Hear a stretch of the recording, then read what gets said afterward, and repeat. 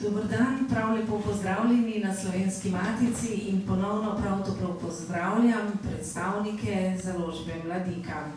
Urednico, gospod Nadjo Rončeli, ki nas danes gleda iz občinstva, zakaj tukaj imamo seveda kar številno zasedbo uglednih gostov. Najprej toplo pozdravljam pisatelja, tudi novinarja, gledališkega kritika, tako sva se midva tudi v mlajših letih spoznala, Marija Čuka, čigar nov roman Fojbo, ki je izšel jeseni, bomo letos oziroma danes tukaj predstavljali. Prav tako pozdravljam gospoda Iva Jevnikarja, če dovolite, da najprej seveda pozdravim naše goste, ki živijo na drugi strani slovenske meje, zakaj prav posebej ponosni smo, da tako intenzivno sodelujejo z nami in da je Slovenska matica vedno topel dom.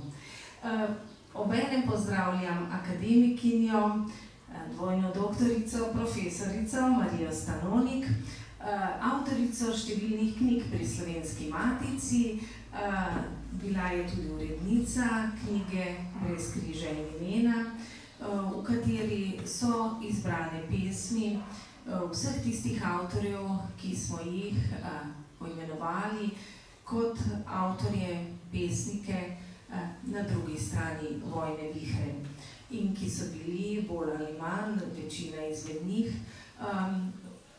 so padli bodisi že med vojno ali seveda bili ubiti po njej.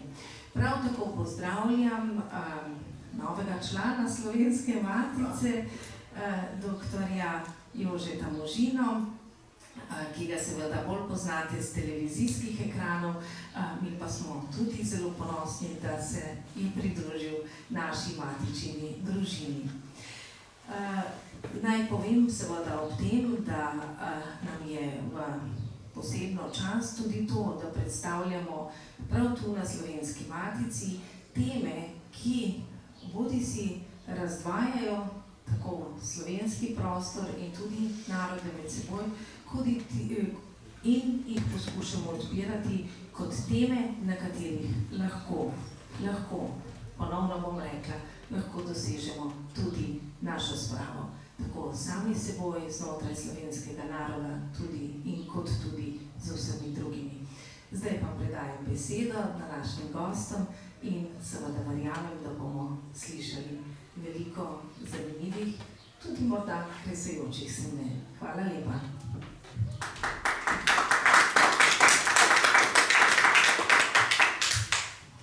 Lepa hvala, lep pozdrav tu sedečim in zlasti vsem prisotnim in pa seveda Slovenski matici, s katero dejansko imamo odvedno, odkar pomnimo, odlične stike. Nocoj bo kolegica tukajšnje ravnateljice v Trstu, tako da je celo na isti dan izmenjava, tako da bo o glasbeniku Bravničarju večer v Društvu slovenskih izobražencev zvečer, tako da se to prepleta. In hvala za gostoljubnost in za prirejanje teh večerov oziroma teh srečanj, ki so namenjena spoznavanju zamejstva tudi v osrednji Sloveniji. Tržačan, točneje Dolinčan, danes veste, da te dni je Majenca v Dolini, torej velik praznik v našem tržaškem zamejstvu. Največji. Imamo tudi kraško ovce, to je pokazi. Torej, Dolinčan Marij Čuk, letnik 52, je, kot smo slišali, pesnik, pisatelj, gledališki avtor in kritik ter kolumnist. Njegova poklicna pot pa je zajemala tako šolstvo, kot in to pretežno časnikarstvo.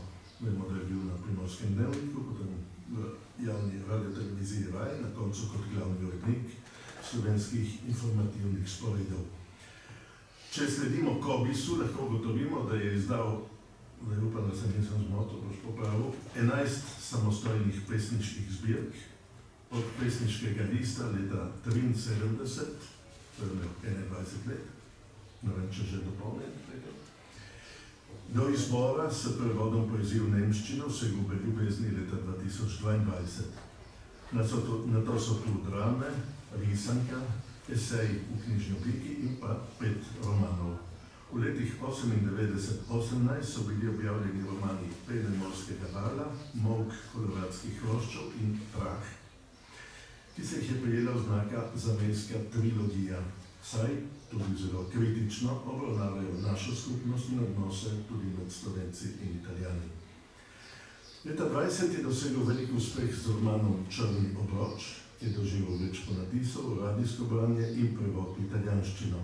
Roman obravnava zgodnje obdobje italijanske uprave po koncu Prve svetovne vojne in seveda požig Slovenskega narodnega doma v Trstu. V najnovejšem romanu Fojba, ki je šel lani pri Mladiki in se tudi prevaja v italijanščino, ravno tako obravnava zatiranje slovenske skupnosti v Trstu, ki je globoko prizadelo posamezne človeške usode in celotno družbo. Gre predvsem za čas od konca 30-ih let, ko je bil fašistični režim na višku, prek druge svetovne vojne do prvih povojnih let, kot ga doživlja protagonist, ki je seveda plod avtorjeve fantazije, Rico, ki v svetu nasilja išče pot, kako obvarovati človekove etične razsežnosti. Naslov Fojba, ki se sklicuje na ljudsko poimenovanje kraških brezen, ki so med vojno in zlasti po njej postala prizorišča povojnih pobojev, pa nas opozarja na osrednji dogodek v romanu.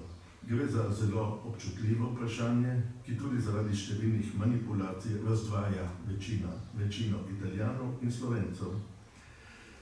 A ga po mojem mnenju ne moremo ločiti od širšega okvira povojnih obračunavanj v Sloveniji in Italiji.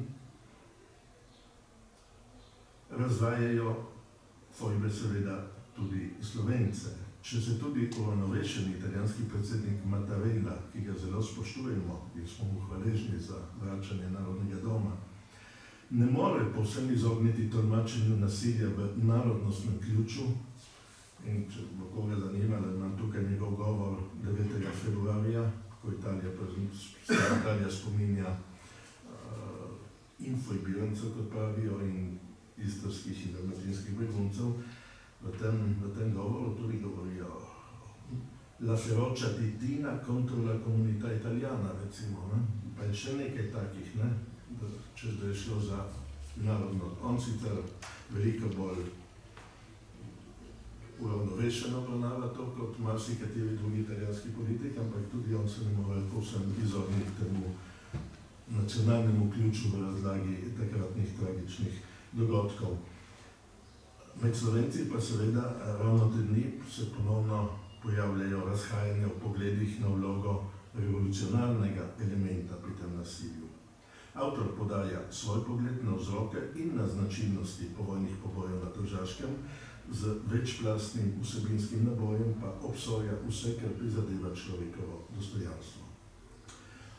V romanu, ki torej ob literarnih kvalitetah vzbuja pozornost tudi zaradi teh žgočih tem, bodo zdaj izmenjali svoje misli literarna zgodovinarka, članica akademije, akademkinja se reče, kako?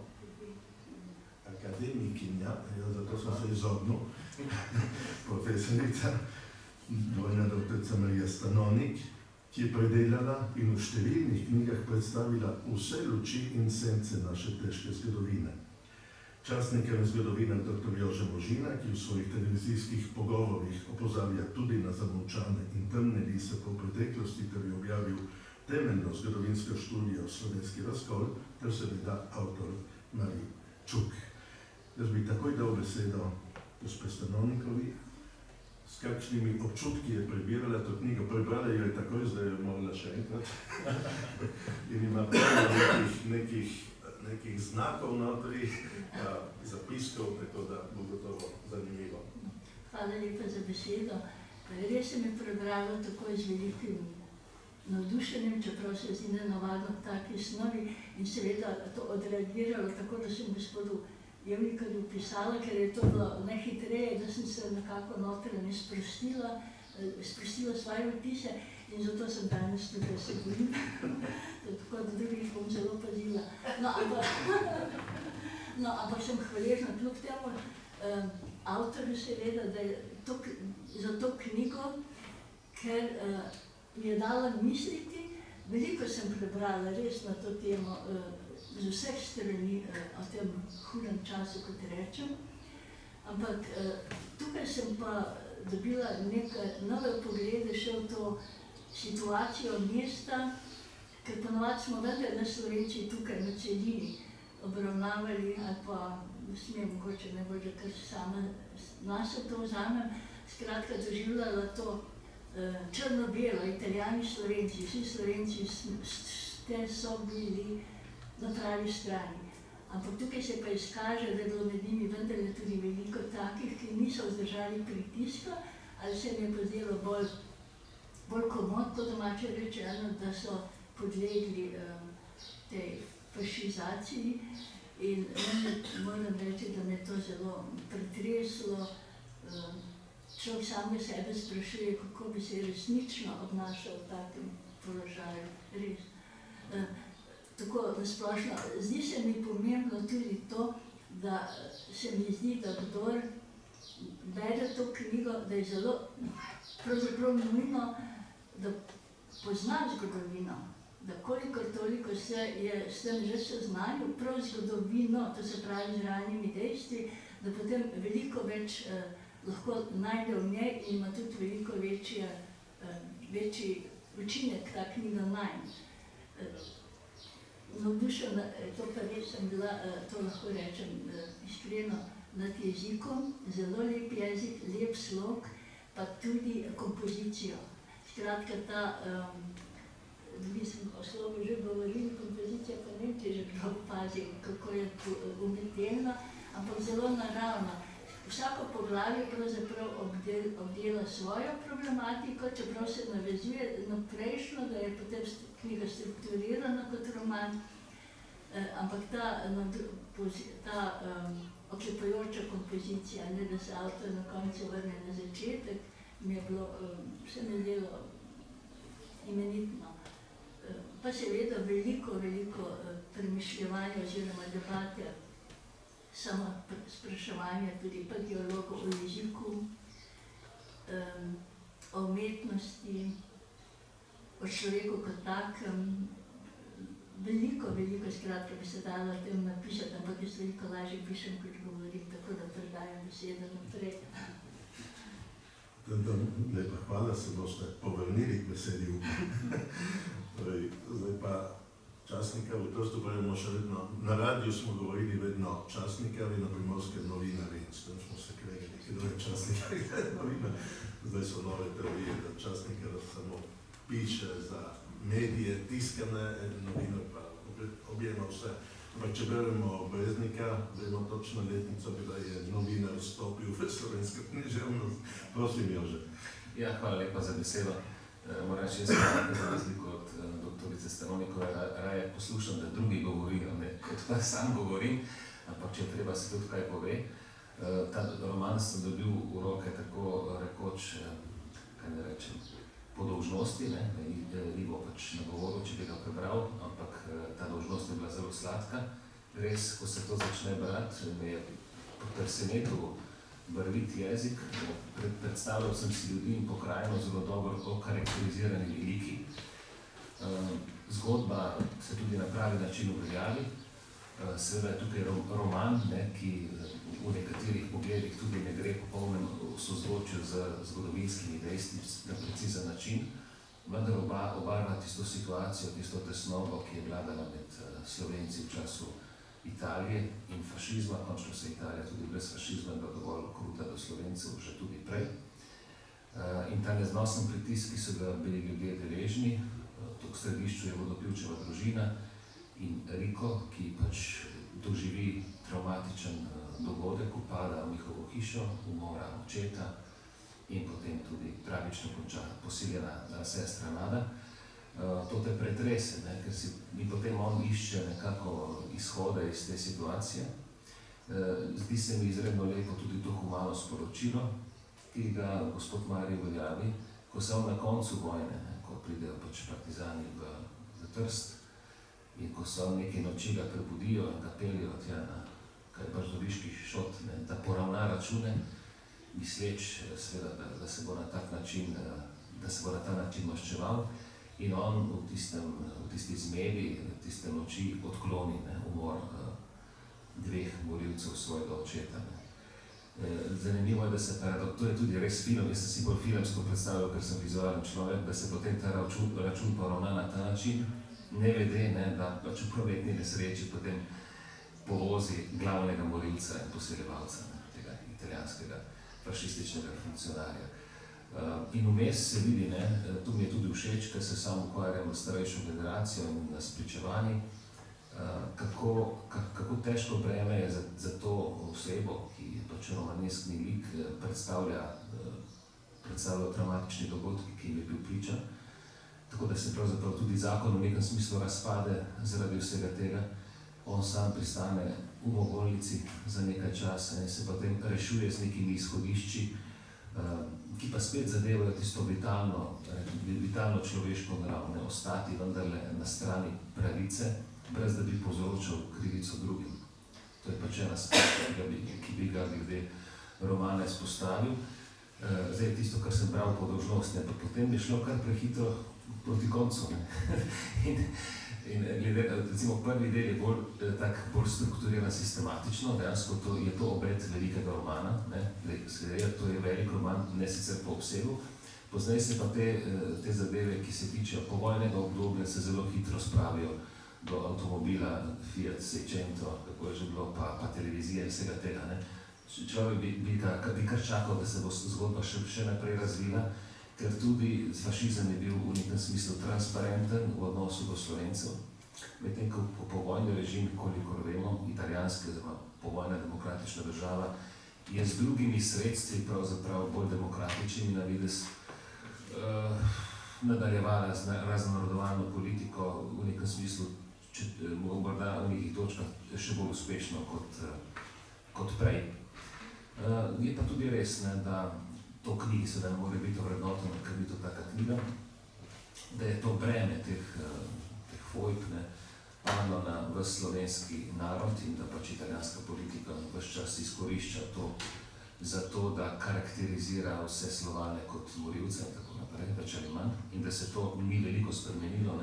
In celo demokratični italijanski predsednik še vedno nekako pravi, da so bili ti Italijani pobiti samo zato, so takrat relativice, samo zato, ker so bili Italijani. Žal je takrat v slovenski prostor pač udarila revolucija stalinističnega tipa. Mi smo civilizacijsko, tako kot je fašizem in zlasti nacizem, civilizacijsko padel na neko predcivilizirano obdobje, tako tudi komunizem. In žal je bil vpliv tega tako velik, da je najprej seveda rovaril na slovenskem ozemlju in potem udaril tudi čez mejo, na način, ki je vsega obsojanja vreden. In mi vemo, seveda zgodovinsko dejstvo je, da je prišlo navodilo Edvarda Kardelja iz Postojne pred zavzetjem Trsta, začnite čistiti, vendar ne na narodni bazi, ampak na razredni bazi. In to je bistveno. Tukaj je šlo za ideologijo. Tako kot ne moramo vse Italijane imeti za fašiste, tako tudi seveda ne moramo biti vsi Slovenci odgovorni za to, kar se je zgodilo. No in seveda vodstvo takrat slovenskih partizanov Jugoslavijska armada v Trstu je to tudi na tak način izvrševalo. In je to mladež. Mislim, da tudi nima smisla. Pravzaprav vidimo, kako Italijani, pa ne močem zdaj karakterizirati, ampak nasplošno v javnem mnenju poskušajo to dobo prikazati kot da so pač oni edine žrtve in v tem zgodovinskem smislu italijanski narod ni dozorel, ni se bil sposoben soočiti nikoli s svojo zgodovino. Mislim, da smo Slovenci tukaj vendarle storili korak naprej. Mi se s to zgodovino soočamo, je zelo nesimpatična, zlasti, če živiš v Trstu ali Gorici, je težko priznati to breme, ampak nima smisla ga tudi zatajevati. Še mogoče nekaj besed o dejstvih. Vi veste, da je v Sloveniji bilo približno 100 000 žrtev na vseh straneh, da jih je bilo skoraj 30 000 uradno strani komunističnih verile. Številke v Italiji so pa take, da so pač ti informati, da jih je približno 600 do 650 v Trstu in da jih je okrog 900-950 v Gorici. To so neke številke, do katerih smo soglasni. Da se pa to ni dogajalo samo po nacionalnem ključu, dokazuje tudi dejstvo, ki ga je raziskal kolega Podvrsič, da so v Gorici bili ubiti tudi vsaj 5 Judov. naprej. Recimo, da je bila v Gorici tudi spraznjena javna hiša, ne, kjer verjetno javne delavke niso bile samo Italijanke. Tako da tle je šlo res za eno tako divjaško ravnanje. Žal ne na tako demokratičen način, kot se je mogoče včasih v knjigi, ta vtis, ki je včasih v knjigi, češ, da so izbirali zgolj po ključu maščevanja, da so jih tudi na nekem smislu sodili in obsodili. Žal tisti, recimo jaz imam 2-3, s katerimi sem govoril, ki so bili kot partizani v Trstu, dejansko bila to anarhija, na katero ne moramo biti ponosni. Spomnim se Franca Repiča, ki je bil kot partizan tja, pravi, kako so se jih ljudje bali. On je en primer, ki je spet filmski, kako so vdrli v banko in kako so po stopnicah leteli šopi tistih bankovcev. In rekel sem, da vzel nekaj in nekateri so vzeli veliko, nekdo se je hišo po vojni kupil na tak način. Štelo se je, da tisti denar ni nič vreden.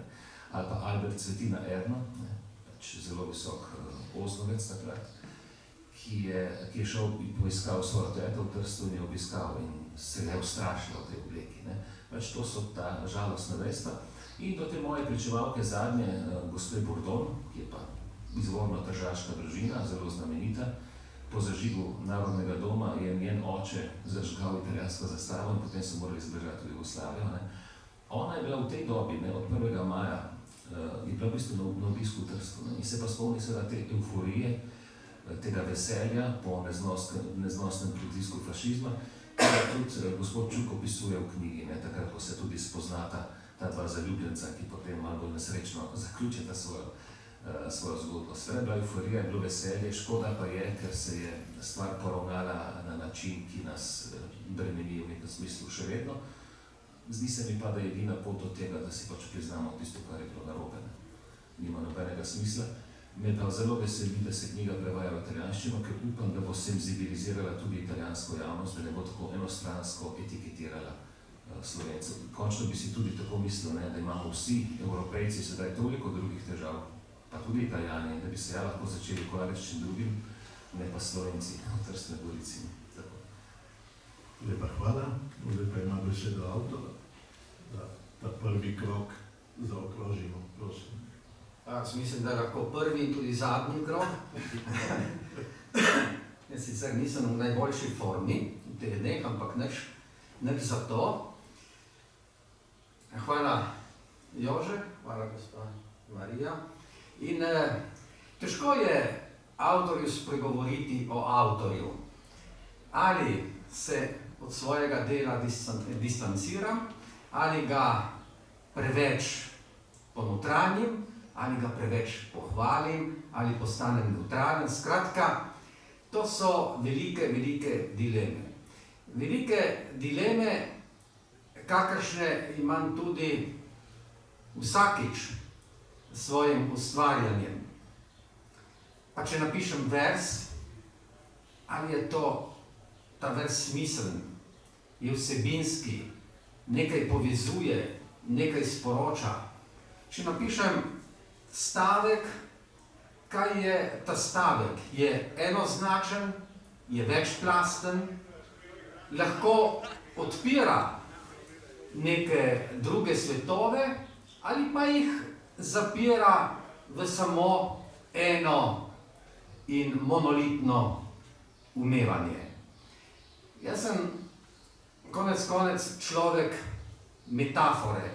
Jaz ne znam spregovoriti zelo direktno, ampak skozi metaforo, kar ni, mislim, nič slabega, ampak vedno skušam priti do neke objektivnosti ali pa, kot se temu reče, z veliko besedo, izrabljeno besedo, besedo z veliko začetnico, do resnice. Je to resnica avtorja, je to resnica časa, je to resnica zgodovine, dogodkov, utopije, prihodnosti, sedanjosti, ne vem. Moji postopki so pač taki, ki jih lahko brez skrbi odkrijem in povem o njih, da začetni input vsake zgodbe, vsake poezije, vsakega razmišljanja je seveda moj. Ampak potem se mi zgodi naj se sliši še tako idealistično ali romantično, se zgodi čudež, da me vodi pripoved, ne več jaz pripovedi, ampak pripoved mene, poezija mene, vers mene, prispodoba mene. Kdaj pa kdaj se zalotim, jaz ne prebiram več, veste, ko nekaj napišem, potem ne preberem nič več, kako sem dober, kako sem priden, kakšna tista poezija, ampak na raznih literarnih večerih in nastopih, potem, ko preberem kaj svojega, se večkrat tudi začudim, ali sem jaz to napisal. In potem rečem, ja, konec koncev si napisal ti. In ni niti tako za vkoš, ker nekaj izpoveduje. No, in zame ima književnost v umetniški, artistični valenci, ima tudi družbeno vlogo. Umetnost, družbena vloga, ki nam odpira vesti, nam odpira misli, razum, srce, gledanje in potem preko umetnosti, če jo prav človek razume, vsak po svoje izoblikuje neko mnenje, nek odnos do dogodkov. In fojba je nastala prav zaradi tega. Eno izmed teh začetnih vzmeti je bila ta, kar je gospod Jože Možina natančno opredelil, ta naracija italijanskega prostora o vzhodni, tako imenovani vzhodni meji. Rekel, tle nekaj ne gre, če smo kot avtori, kot intelektualci, kot razumniki, skušamo doseči neko objektivnost, so te pripovedi preveč enostranske.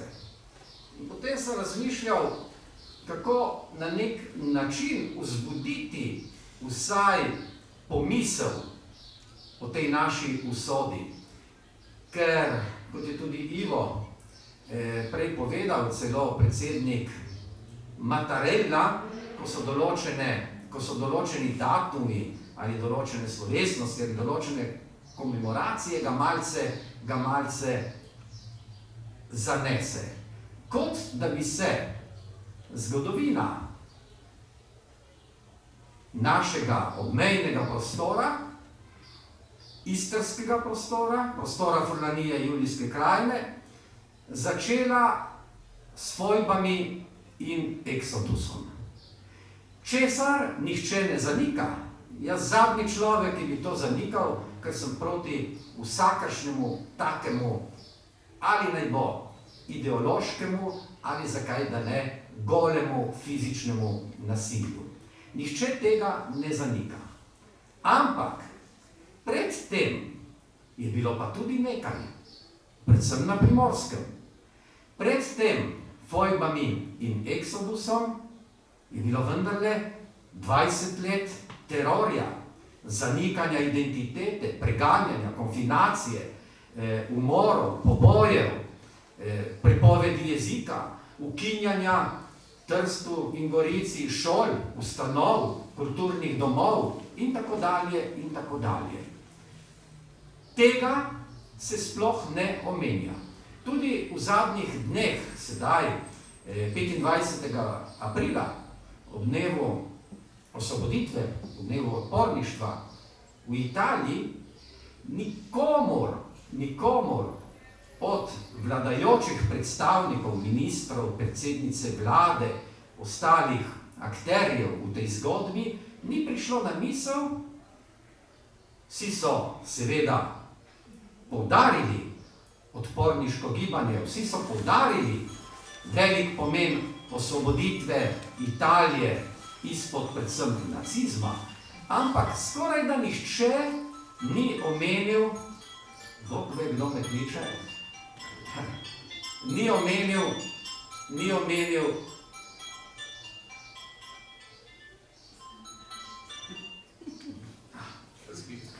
ja, tudi lahko, jaz rabim tako poredko telefone, ni omenil tega fašističnega obdobja.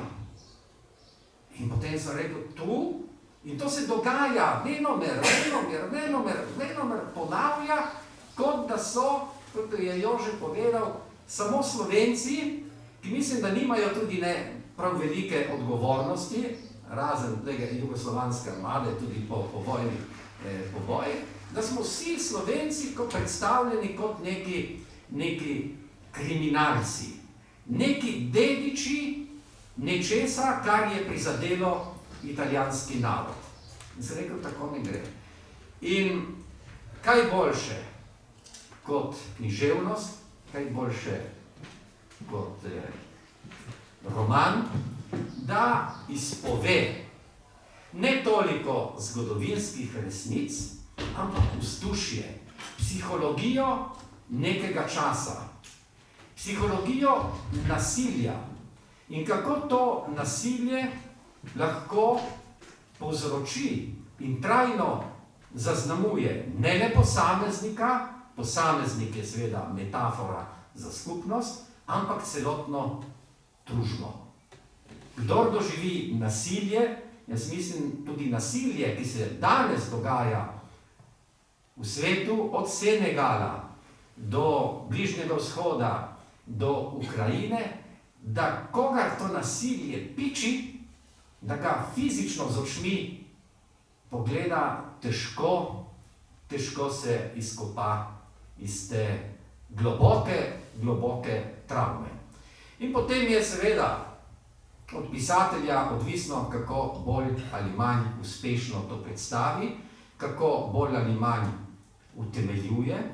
Roman ni zgodovina, roman je književnost, čeprav se naslanja v ozadju na zgodovino. In prav radoveden sem, kako ga bo sprejela italijanska javnost.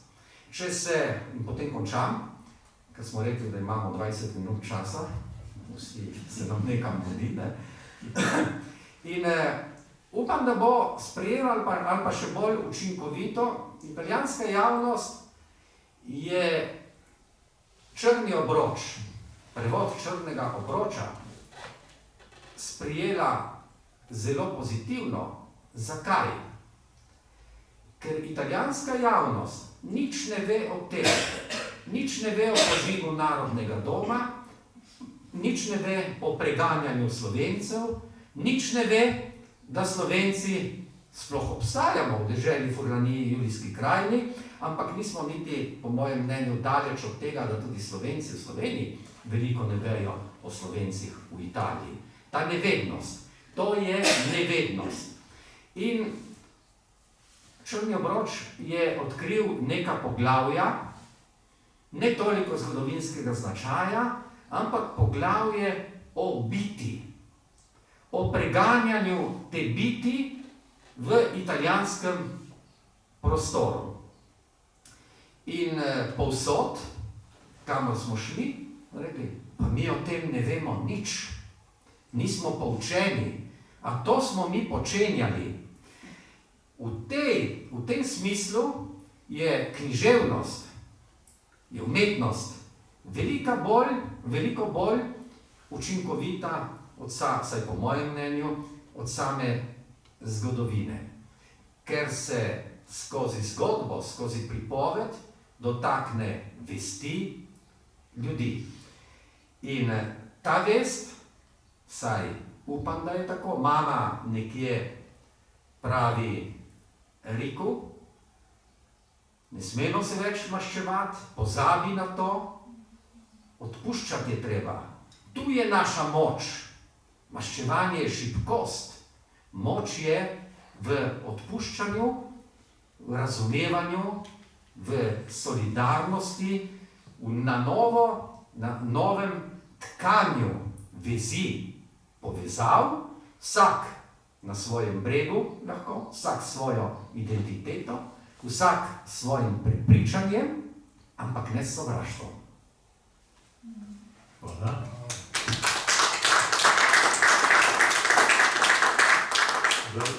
imata možnost, da kaj dodata oba. Tukaj povabljena sogovornika. Ja, jaz bi še Dajte se.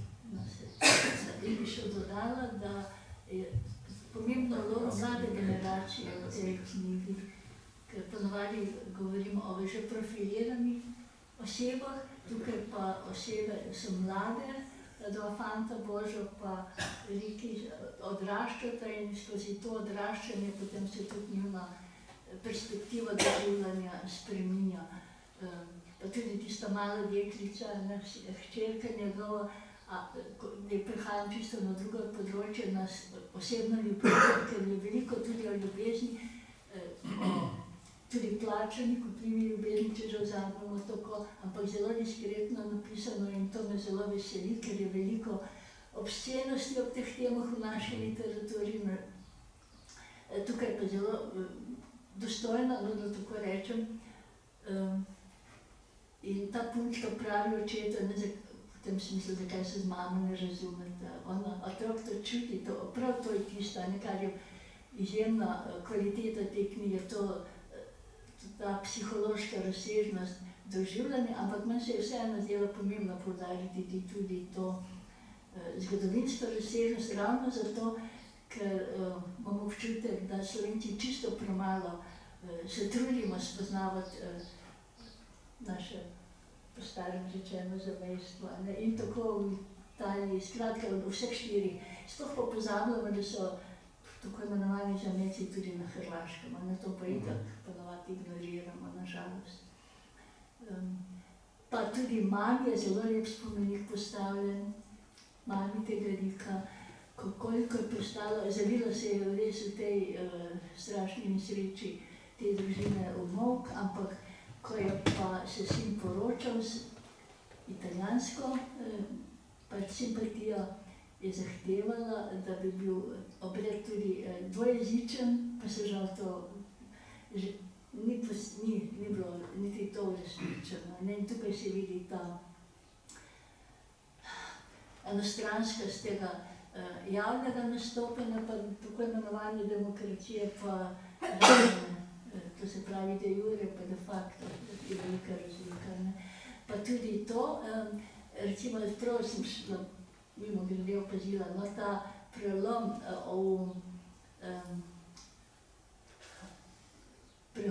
prihoda partizanov v Trst je nekako, druga polovica knjige je temu posvečeno. In kako se je to dogajalo, kako so to doživljali sami prebivalci Trsta, tisti, ki so bili pač prebivalci kot taki, ne tisti, ki so prinašali demokracijo.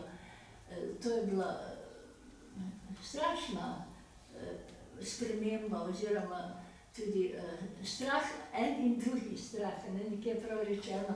Strah spet je strah, ni nič drugače, nič boljše, če tudi so prišli tako imenovani osvoboditelji.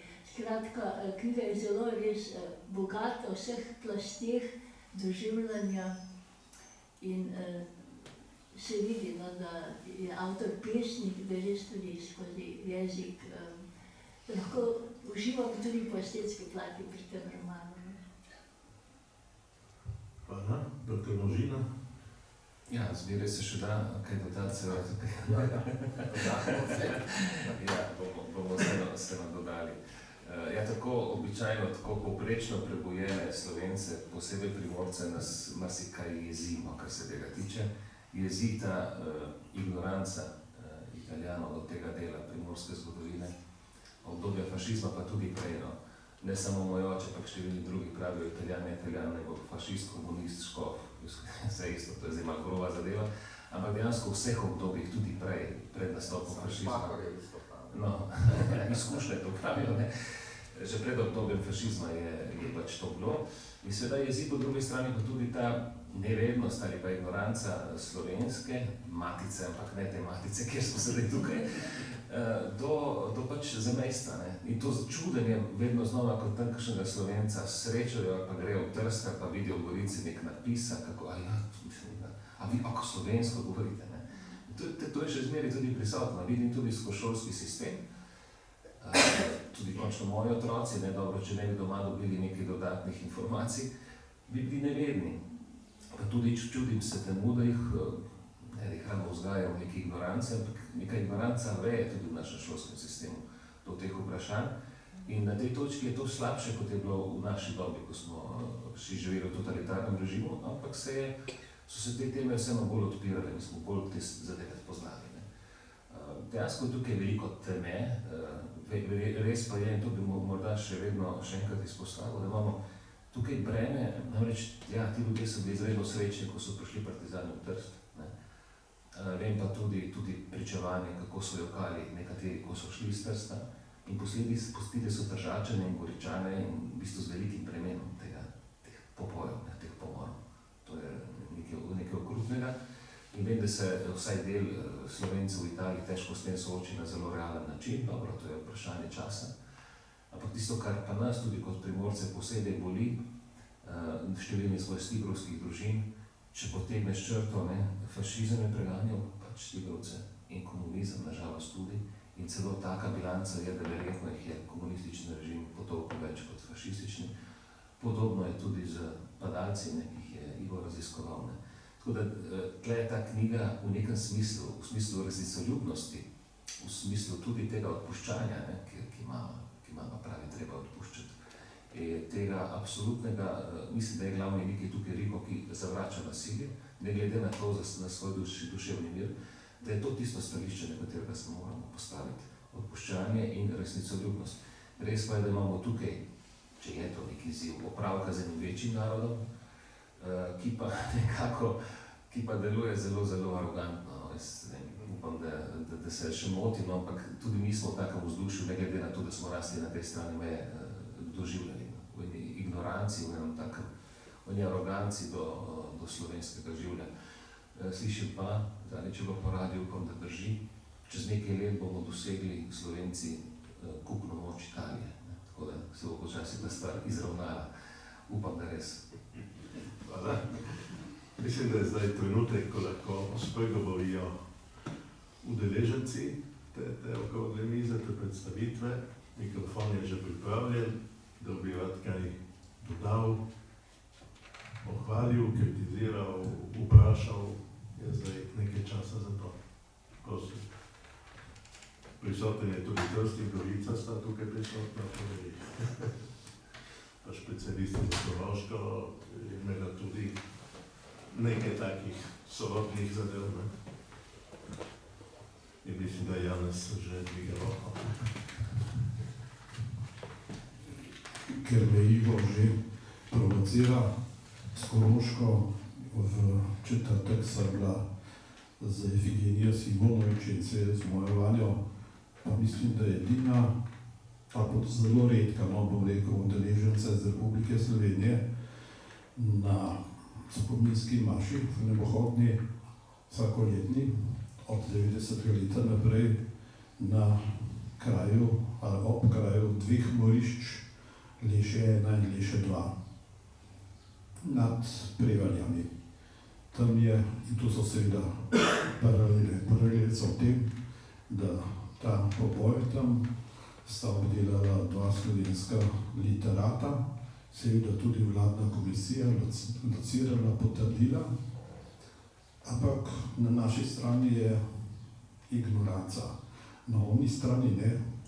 Zato se je to seveda izkoriščalo dolgo desetletja, te odvlečene, okoli 300 recimo, od katerih se je skoraj 200 vrnilo, ampak tam v Lešah med 700, približno 700 pobitini, res krvavo pobitini, je okoli 100 teh Korošcev, ne samo nemške narodnosti, iz sosednjega Pliberka, tam je v zraku nekje moderne 7 km do Pliberka.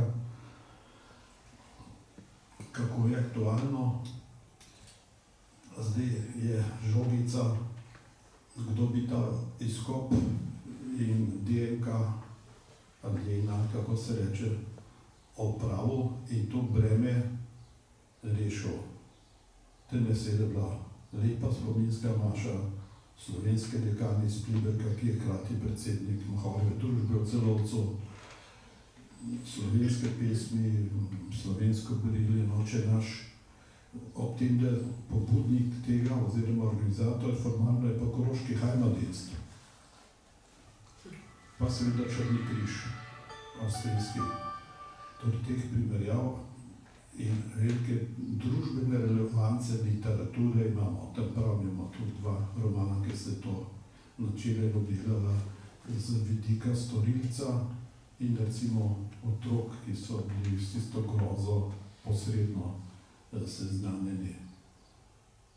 Kaj če reči? Hvala lepa Mariju za to in prejšnjo in vse skupaj delo in seveda založbi, ki poskrbi, da tudi v sosednji prostor pride, so primerjave.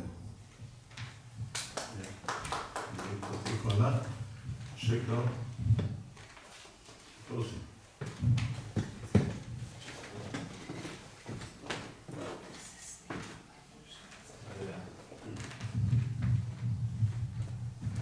Lep pozdrav vsem zbranim, predstaviteljem in seveda publiki. Slavko Mežek je moje ime.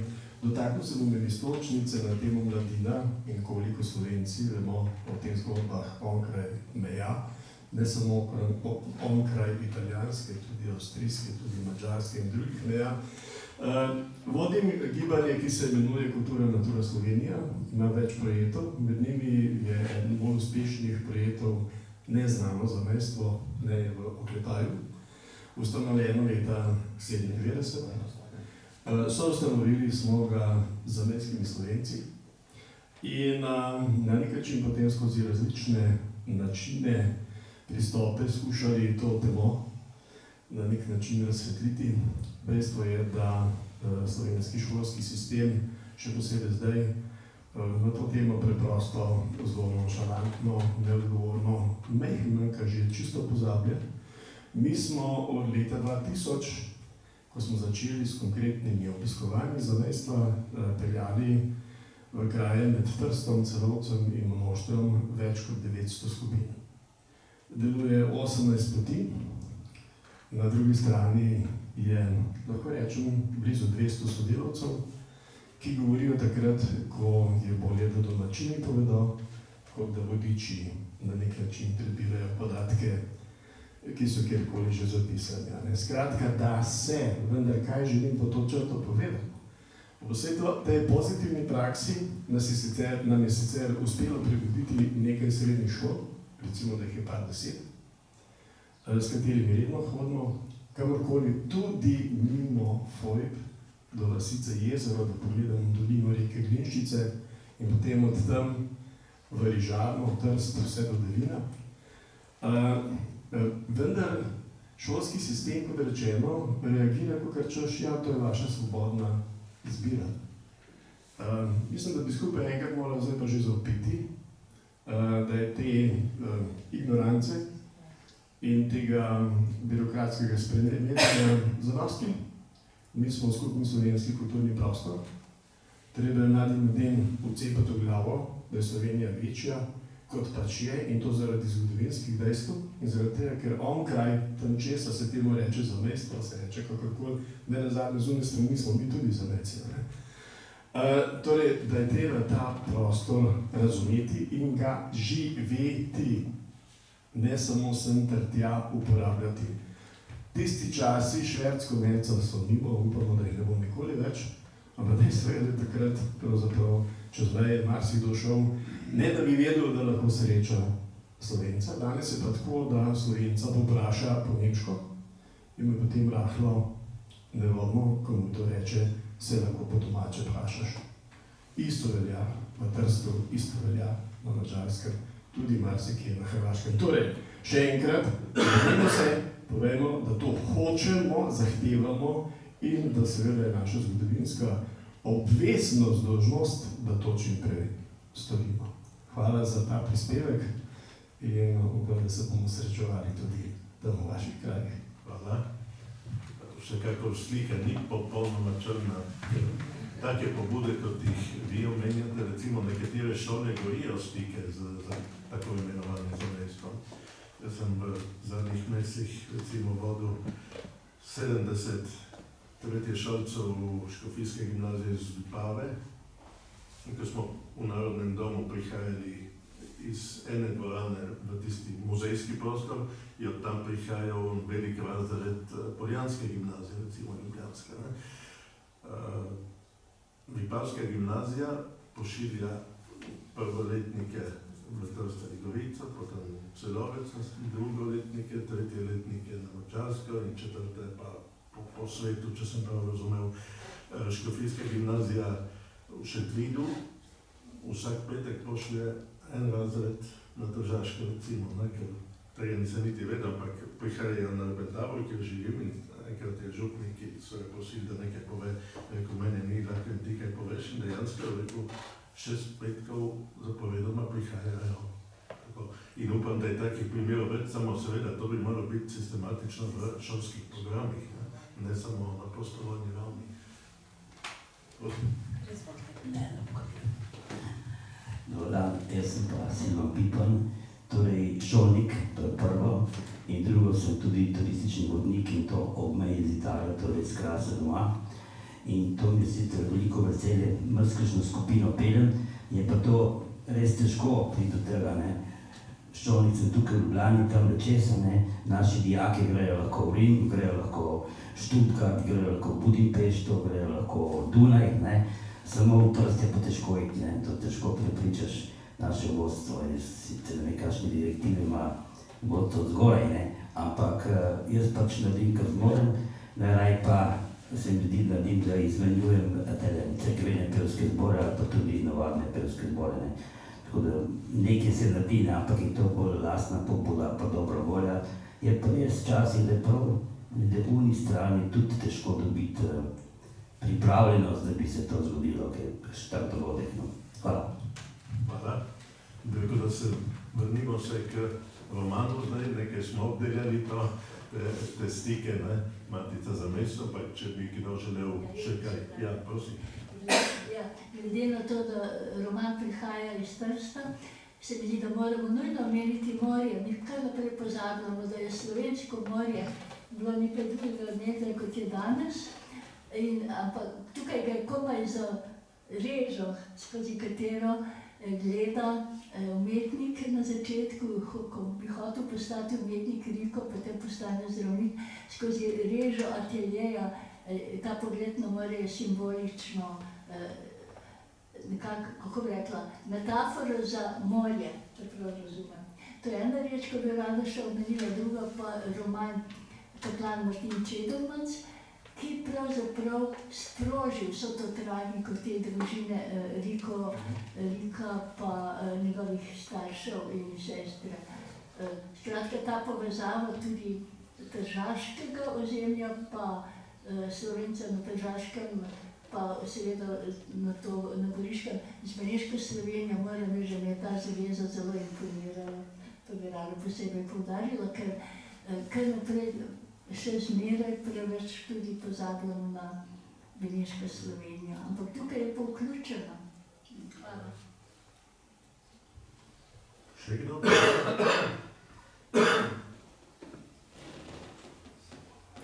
Mislim, da bo profesor Škampele nekaj povedal. Kima. Ja, se je že povedal. Ja. Jaz bi pohvalil, sem ga z veseljem bral, roman Marija Čuka Fojba. Mislim, da so tudi sogovorniki dobro nakazali to lepoto ali pa pomen, vlogo, ki jo ima književnost, umetnost, da psihološko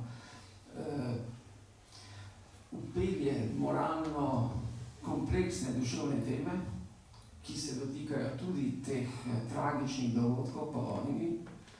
Hkrati pa zgodovinska zadrega, kar je kolega Jože Možina prikazal, ki se po krivici, po boji ob koncu vojne na Tržaškem, Goriškem opira na tamkajšnje prebivalce, pravzaprav tudi na Slovence.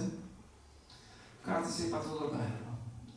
To se je dogajalo in kako mislim, da Jaz se sam sprašujem, kako se soočiti s temi problemi, s Kočevskim rogom, s teharjem, tudi s fojbami v Italiji. Se dejansko sprašujem, nimam odgovora. Najbližje mi je to, kar je tudi kolega Jože rekel, priznati, imeti pogum, kar na vse zadnje tudi roman prikaže, imeti pogum, pogledati drugega, sebe, povedati, kar je res pričakovati, da bo drugi tudi znal, zmogel to videti in iz njegove strani priznati.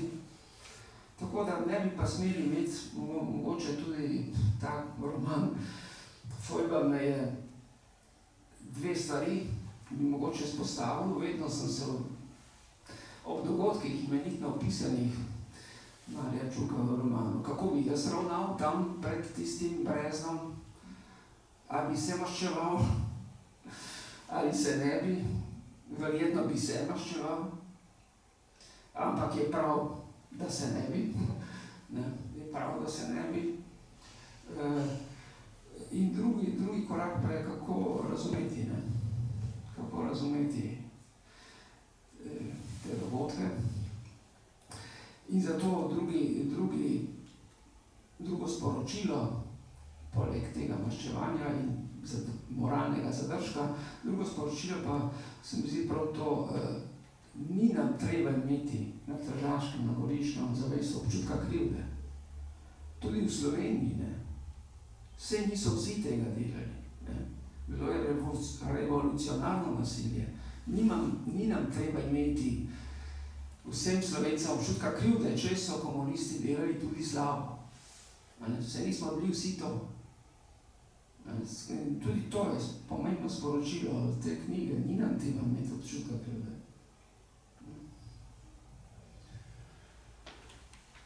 Hvala.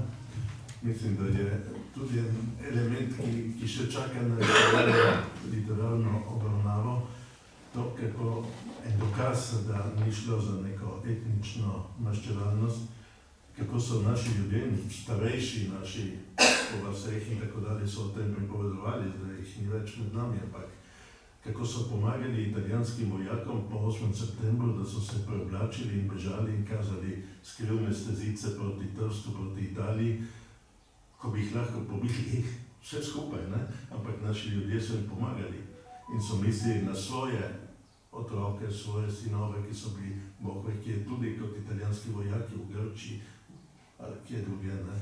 Tako da je še en tak argument zelo močen. Bi še kdo kaj povedal? Ni nas veliko, ampak debata je zelo zanimiva in bogata. Lahko jo je še stavek. Prosim, imate prednost tukaj. Ne, ko se pogovarjamo o tem, kako iti iz tega brezna, mislim, da se najprej v brezno treba spustiti in izkopati ljudi in jih pošteno pokopati. Vidi se, da v Sloveniji ko se je to začelo dogajati skozi komisijo za prikritja grobišča, vladno komisijo, da se je družba vendarle senzibilizirala. In podobno bi verjetno lahko bilo tudi v Italiji, ampak kot razumem, Italijanom, italijanskim oblastem ni v interesu, da bi naprej odprli bazoviški šol. Zato bi bilo tukaj vnovič zadati pobudo, da se to odpre in razišče. Zdaj te fojbe, ki so oziroma brezna, ki so v Sloveniji, nad Grgarjem poznam, Andrejčkovo brezno poznam, zgodbe pričevalcev, ki so s tem povezane, tukaj tudi čakajo še na izkop. Vidi se, ko se to zgodi, takrat se tudi razbremeni, ker se ljudje civilizirano pokopljajo, dokler so pa to morišča, niso to grobišča in je nekaj nenaravnega, nekaj v nasprotju z našo civilizacijo. To je naš slovenski problem, ampak ta manipulativna fojba pri bazoviški šoli, tukaj pa mislim, da je bilo potrebno dejansko dati novično pobudo, da se ta stvar razišče. Izredno hud problem v Italiji je to, da je bil pred leti odobren zakon, ki je podprla ves ustavni lok od levice do desnice, dan spomina na žrtve fojb in na Exodus. V zakonu sicer piše in na dogajanje na italijanski vzhodni meji, kar bi nakazovalo, da bi lahko še kaj več povedali. Ampak na podlagi tega zakona so financirani šolski izleti z vse Italije, ki vodijo samo v Bazovico, so prireditve, na katerih sedanji zunanji minister za Krči na koncu živela italijanska Dalmacija in Istra in tako dalje. Ne? In ta zakon se bo zdaj nadgradil tudi z muzejem Foyb v Rimu, ki je bogato financiran v Sloveniji. Muzej osvoboditve se črta. V Italiji bodo postavili na noge velik muzej v Rimu o Foybah. In ko je opozicija levičarska, tudi naša senatorka, predlagala, da bi v tem muzeju nekaj povedali tudi o 20-letju fašizma, je bilo to mirno preglasovano in bo govor samo o tem, kaj se je dogajalo septembra 1943 v Istri in maja, junija na Tržaškem. Tako da, in ta zakon je tak, da ga ne premakneš. To so cele generacije dijakov in učencev, ki jih vozijo v Zovico in drugam in jim tam razlagajo večinoma enostransko, ne samo enostransko, vemo, da so tudi drugačni profesori in šolniki, ampak to gre naprej in bo zelo težko premakniti. Igor. Ja, če smo že pri tej temi, moj oče je bil takrat v Trstu, on je bil rojen leta 16, bil je italijanski vojak, so jih Angleži potopili, potem leta 42, potem se je znašel v Trstu, 9 dni je bil med bataljoni, pri osvoboditvi Trsta so prišli partizani dol. In sem naprašal, danes mi je žal, da ga nisem še kaj več. Ko pri 49 in 29 let je vedel, je rekel približno po 2 tovornjaka, tako je šlo, kot ste rekli, po vojni, tega. Približno 2 tovornjaka na večer, se je prijavil gor v Zovico, nekaj 100 ljudi. Takrat je bilo potem, partizani so se, jugoslovanska armada se mogla umakniti in Angleži, to mi je par razlagal, so zelo dobro slutili, vedeli in so na ta trupla v Berlovskem šahtu, na tem breznu, par 100 ljudi, zmetali ogromnega materijala, vojaškega, tornjake, kolesa, gume, živali, vse kar je nalašč na nek način, nalašč so to nametali na ta trupla, da se to, kar tam je pa globoko brezno, in je ogromnega materijala. Zato, da do teh trupel je zelo težko priti in zaračunati, koliko jih je bilo, ker so Angleži, zlasti še Amerikanci, anglo-zavezniška uprava, vedeli, da bo to močna karta. In se bo dalo reči, tu je pa na tisoče pokopani, kar je danes pravzaprav skoraj da uradna italijanska razlaga. To vidite, kako so zapletene stvari. Hvala. Potem bi dali zadnjo besedo avtorju. Ena beseda, v redu? Ja. Ma sedi treba, slišijo vsi. Ne. Te snema. Hvala za te dokaze, jaz bom rekel samo to, zadnjo besedo. Hvala za te dokaze, ki še enkrat potrjujejo, kako književnost lahko odpira širok spekter razmišljanja.